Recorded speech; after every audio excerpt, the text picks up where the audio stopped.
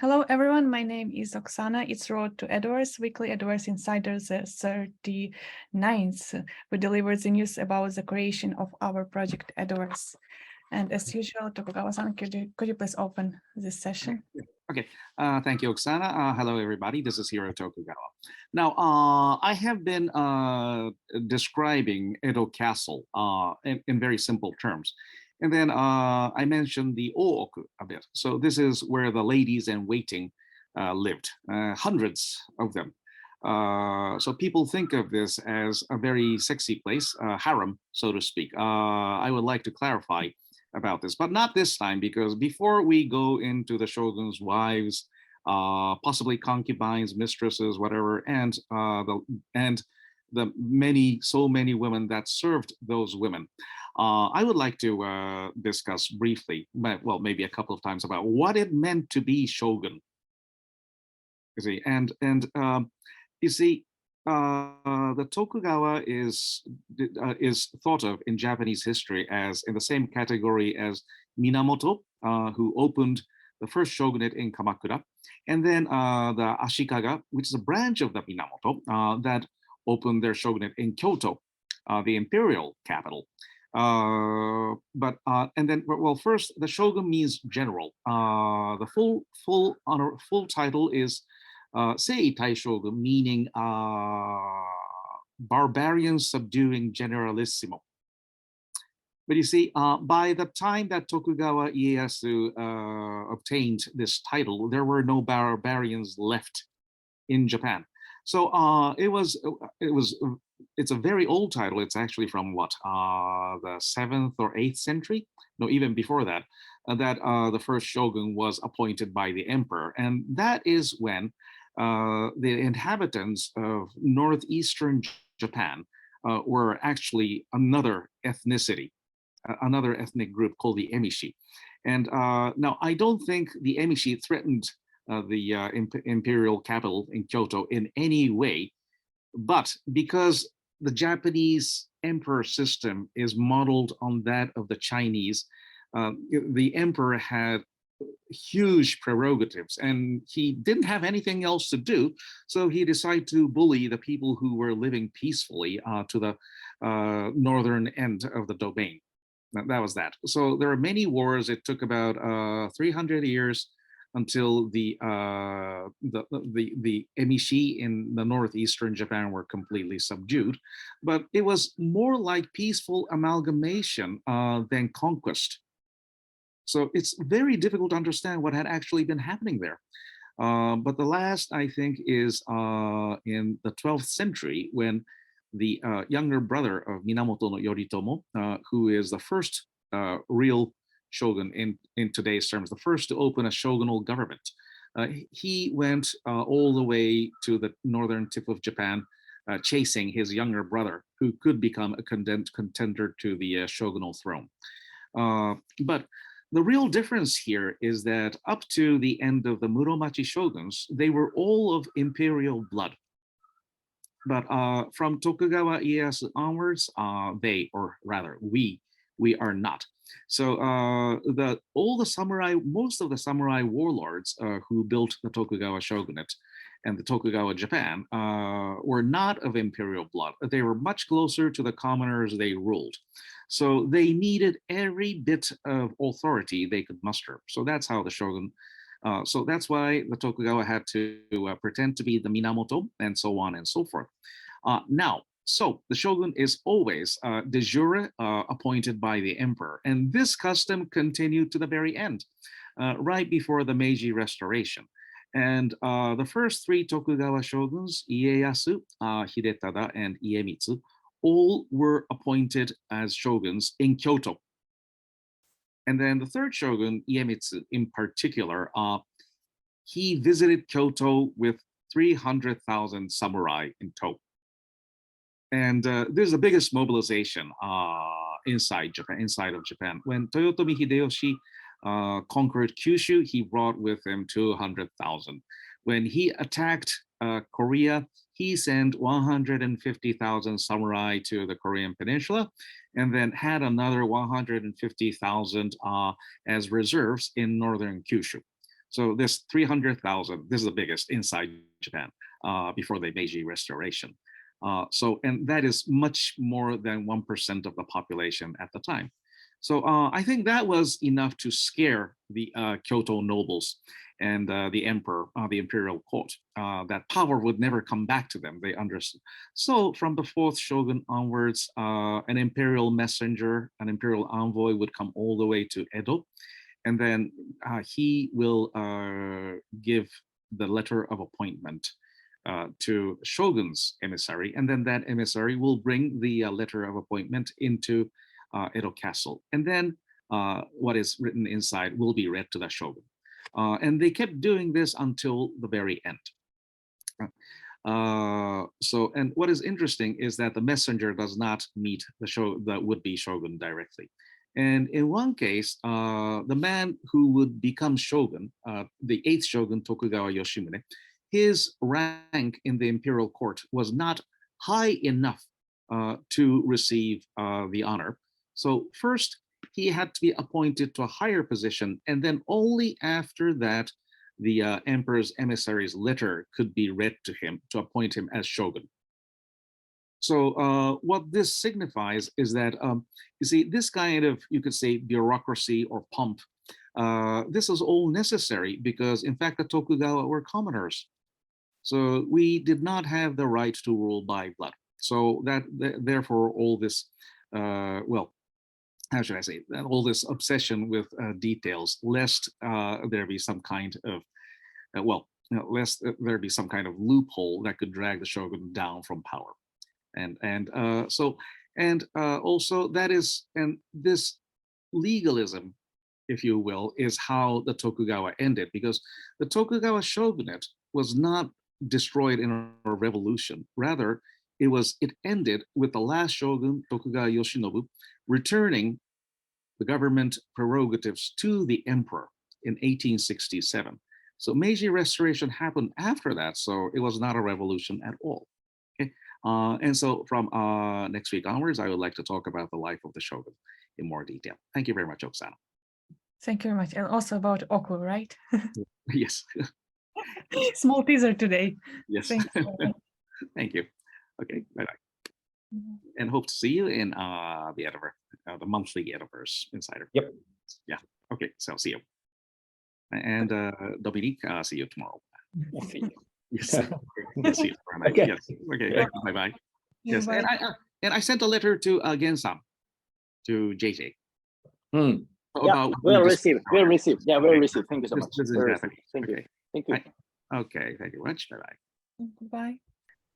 And hello, JJ. Could you please join our session today? Thank you, Oksana. Hello, everyone. The crypto market is shaking now. Maybe anyone has seen the news of FTX, and yeah, I was so surprised to see this battle was settled down quite soon, and then CZ won, and then some lose, and I think it's a kind of symbolic event for all of the players in crypto space. And the thing is, we can tell the risk of SEX, centralized exchange, because all of the asset is held by them, and then those wallets controlled by certain people. So this is huge risk for us. One thing, and then the other thing is, I think this trend is going to be back to DEX, decentralized exchange, and also DeFi function, and some of the DAO projects. So like us, Edoverse is always seeking for the DAO project, that DAO function, and then we are looking for the opportunity for DeFi, and we are already thinking of implementing DEX function to our spaces. So this is a crypto, because crypto is available for us to trade peer-to-peer trading, right? So we don't have to pass any kind of centralized organization. This is a crypto, so we don't have to put any money onto SEX, the exchange. Directly, we can trade with the other investors or other users, other holders. So as you can see, you buy NFT directly from us, and then you send a cryptocurrency. We can receive that cryptocurrency, and we can give you NFT. This is peer-to-peer transaction. I think this is the essence of blockchain technology. So now you see, I think Binance is too big to be in crypto space. So what the people are seeking for in crypto space is decentralized one. And then now you see Binance is centralized one, not decentralized one. It's really ironic. Why this happens? Because I think the users and investors are not majored like in financial sectors. If they are aware of the real blockchain, revolution, meaning allow us to trade on peer-to-peer trading, then I think the time of DEX is coming, the time of DeFi coming, the time of DAO is coming. But I think it takes a bit more time. So we are about to, launch the campaign for Lands NFT and Zenny staking, and also avatars and Katana NFT. So we are trying to do our best for our campaign, and then still market is so shaking. But I've been in this field for more than 6 years, and maybe I've seen these types of shocks more than 10 times or 20 times. So it's as usual. So stay safe, and then please look forward to our challenge. Definitely, we are focusing on, the nature of blockchain. I mean, the essence of blockchain. I think the time is coming quite soon. Thank you so much. Thank you very much, Ken. And Mitsushi, could you please join us? Hello, thanks, Oksana. We cannot have a conversation about cryptocurrency without referring to FTX crisis right now. I have a lot of things to say. I have a lot of things that came up in my mind, but basically I would like to refer to 3 things today. First of all, influence of Twitter. Secondly, Web 2 versus Web 3. 3, what will happen to Edoverse? I think these 3 things are main agenda for me today. So first of all, influence on Twitter. I think FTX crisis was basically triggered by a lot of factors. But I think CZ, the head of Binance, effectively used Twitter. He announced that the Binance would sell out FTT token created by FTX. And that triggered a lot of backlash. The fact is that CoinDesk released the article that Alameda Research, the crypto fund under the umbrella of FTX, was doing fundraising based on FTT token. So that means that balance sheet was a little bit unnatural. That means the crypto fund was doing fundraising based on their own tokens. So that was a little bit sort of tricky situation. So that Binance found out, and then CZ announced on his own Twitter that he and they would sell out FTT tokens for several months, and that triggered a lot of anxiety from users. And that was, I think, direct trigger of FTT shock. So I think a lot of people are currently using Twitter effectively, like Elon Musk and CZ and so on. So I think Twitter cuts both ways. It could be used for bad things. It could be used for good things. So as a project, we can use Twitter for a great purposes to advocate for our sort of concept and philosophy of Edoverse. So I think, if there is a tool, it's great to utilize it rather than, use it for bad purposes. So let's do that for good things. Second of all, Web 3 versus Web 2. So the definition of Web 3 is that users own assets on their own hands. That's the definition of Web 3. And Web 2 is that corporations or company provide accounts and users store assets and information in the accounts provided by corporations. So when you have cryptocurrency on crypto exchange accounts, that's Web 2 indeed. When you have crypto assets in your private wallet, like MetaMask, that's Web 3. So the key concept is ownership, right? Ownership belongs to corporation versus ownership belongs to users. That's the most important distinction between Web 2 and Web 3. So a lot of users store their own cryptocurrency on FTX accounts or like CoinCheck accounts or Binance accounts. I think that situation is Web 2. Usually, the real Web 3 users usually store their crypto assets and NFT on their own private wallets. So I think the distinction between Web 2 and Web 3 was even more sort of highlighted under this crisis of FTX. So I think for Edoverse project, we will encourage decentralized organization, DeFi related collaboration. So we would like to focus on more like real ultimate Web3 services. Finally, what will happen to Edoverse? I think cryptocurrency market is, under this anxiety, a lot of people hesitate to engage with transaction of cryptocurrency. The price of a lot of tokens has been decreasing so far, but it's a great time for us to focus on development of products. Now is the time for us to spare resources for development and improving products and services.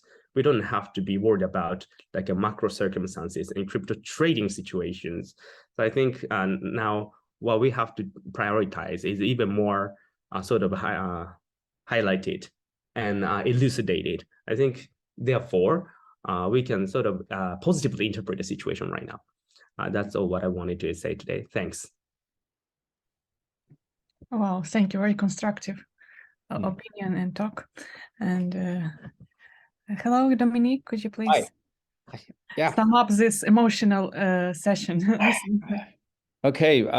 Thanks, Oksana. Hello, everyone. We had a big shake actually, in the world actually.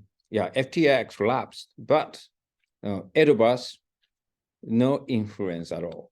Yeah, that is a very good news actually. Yeah, because we didn't have any FTX accounts, and also we didn't have any relation with FTX things at all, and we just focusing on development actually, and then actually our damage is very limited, and still that Zenny markets is very stabilized. They're very stable, and NFT, land NFT is also very stable too. So, please don't worry about this situation in the cryptocurrency world, because this is gonna be very good chance for us to do, because we are just the stage is very early stage of the business. So in this situation, that these kind of big shakes, I think our body is gonna be very strengthened, and then I think we will see that now the Edoverse next year, and that will be very, very exciting and also very strong.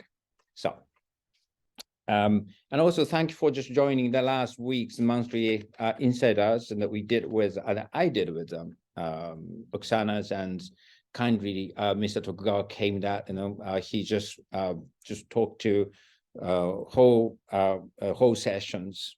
And then you just found that the very clear vision and a concept to Edoverse, because Mr. Tokugawa mentioned a lot. Yeah, that's great. So, and we are now just working on Tokugawa Brewery the treasure, very the treasure. Yeah, that's interesting because you might find Koban in your land NFTs. So the Edoverse Foundation is considering that for the Daimyo Koji holder, in November, probably they will announce that you might find the treasure Kobans in your lands. That'd be exciting, I think. Yeah. And then Koban's value is much higher than much higher than Zenny's, and also the Koban has a lot of utility functions. So, and you will get an owner just to be a Koban holder. Yeah, if you have a Daimyo Koji area first. And then after 12th December, the land NFT sale in Otemon areas. So the new owner will be another actually chance that they could find that the treasure Kobans just in your lands. That'd be also very interesting. Yeah. So this project actually we want to promote our Edoverse ecosystem, and also we have now Zenny market, and also you can buy and sell just through the centralized exchange now. So you might see that the DEX you might see that like exchange in a decentralized one in the futures, and then the Zen gonna be it really very flexible in the future that you can just trade. Yeah. And then Koban itself, that I think that we have to define, because I think Koban definition that first the Edoverse Foundation proposed, but Mr. Tokugawa mentioned that Koban should have more the precious function, precious utility, things that we have to actually modify that function more. So it's going to be more precious if you got a Koban, and please just wait for the Koban that you might just find it. And then we also are waiting because we didn't see that Shinseng will be updated last week because we thought that it's coming. But it could make it, and then probably towards the 25th of November that it might be just appearing. I hope that so what kind of avatar is coming, and then we're going to plan that the sale of the Shinsengumi avatars through the auction probably in December. So and then you will see that the 3D image pretty soon. Yeah, the second gonna announce that we might see that much more realistic at the castle and Daimyo Mansion. And then we are now promoting the digital twin project, and if any companies or any project want to just promote in Edoverse, that please join Edoverse, and then we should just have a partnership. And then only just partnership companies just can buy that 100 land NFTs, and then to utilize the land, and then to get some of the business or shops or promotions in Edoverse. And firstly, the Ottoman areas, I think we are now negotiating with the things. This is good actually, because that area is one of the best areas, one of the most prestigious areas in Edo City, in Edoverse. So we have many things in November and December, and please enjoy with the Edoverse. Thank you. Thank you very much. Very optimistic ending of this session. Thank you, and thank you everyone for listening. I will meet you next week. Goodbye.